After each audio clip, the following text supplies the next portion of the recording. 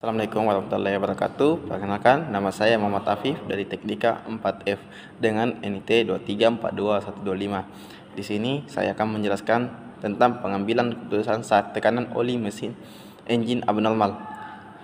Situasi pelayaran tekanan oli main engine turun drastis dari 4 bar ke 1,2 bar. Langkah pengambilan keputusan.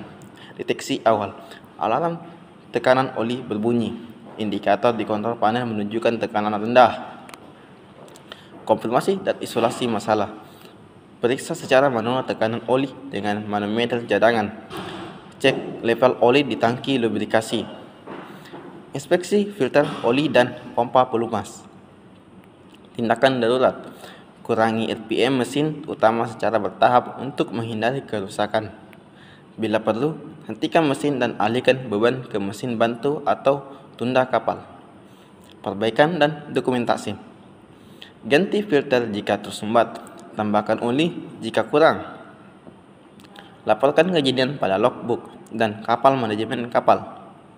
10. Cara memantau performa generator dan menganalisis indikator abnormal.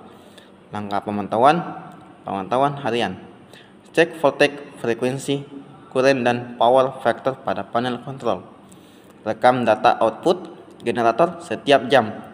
Analisis indikator abnormal. Voltage tidak stabil, indikasi AVR rusak atau beban tidak seimbang. Frekuensi naik atau turun. Masalah pada gevernol atau fluktuasi beban. Overcurrent, ada beban berlebih atau hubungan singkat. Kebocoran oli atau coolant bisa menyebabkan overheating.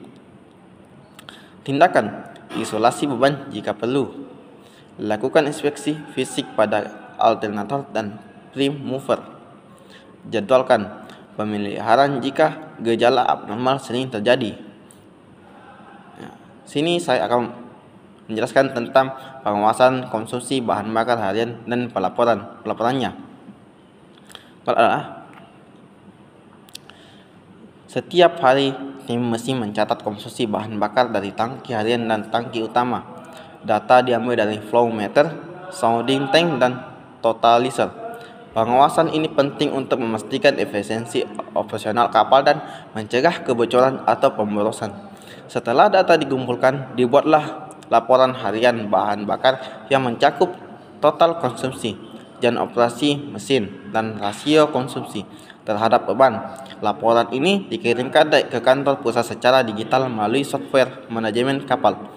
Monitoring ini bukan hanya soal angka, tapi juga tentang tanggung jawab terhadap lingkungan dan ekonomi operasional kapal.